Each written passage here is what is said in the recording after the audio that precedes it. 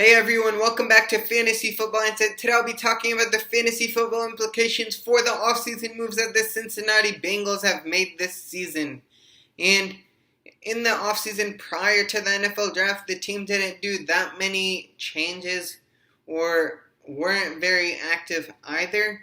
However, one move they did do was that they chose to decline John Ross's fifth-year option. Through the NFL draft, the Bengals also added Joe Burrow with the number 1 overall pick, and they drafted T. Higgins in the second round.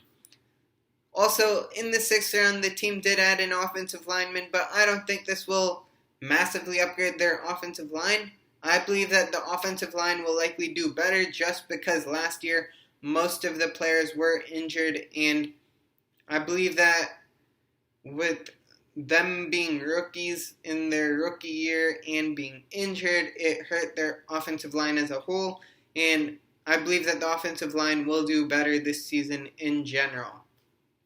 Moving into the fantasy football implications, I believe that Joe Burrow is a mid to low quarterback 2 with the upside to be a quarterback 1 this year, and in Dynasty as well. For me, he's slightly higher in Dynasty than in Redraft, but overall, he's like a quarterback 2.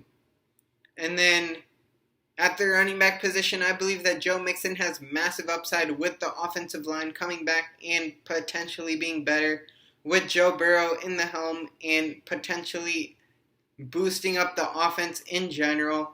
I believe that Mixon has the ability to be a top 5 running back this year. And we saw his potential towards the end of last year. And then Giovanni Bernard is a pretty nice handcuff to own because if Joe Mixon goes down, Giovanni Bernard will be the workhorse there. And of course, it's just a handcuff, and he won't have as much upside as an Alexander Madison or something like that.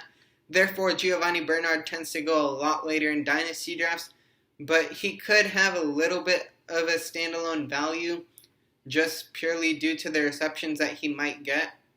And then at the wide receiver position, I believe that AJ Green is practically washed up, and players of his age and with the injury history they have tend to not perform well again once they come back. So I don't see AJ Green being better than a wide receiver 3 this season. So he's more of a dart throw and a player that I would rather avoid at the current market price. But if others choose to avoid him and continue to avoid him, he could be a buy. But right now, he's a sell, and he is not going to be on my teams. And I do like T. Higgins in Dynasty. However, in Redraft, he has a pretty muddy path to success this year because they do have Tyler Boyd, and even though I don't like AJ Green, he will likely be used this year. And they also do have Auden Tate and John Ross, so there are some options in this team. And moving into Tyler Boyd, I do like Tyler Boyd in Dynasty, and he's a wide receiver 3 for me in Dynasty. And even in Redraft, he's a wide receiver 3 for me.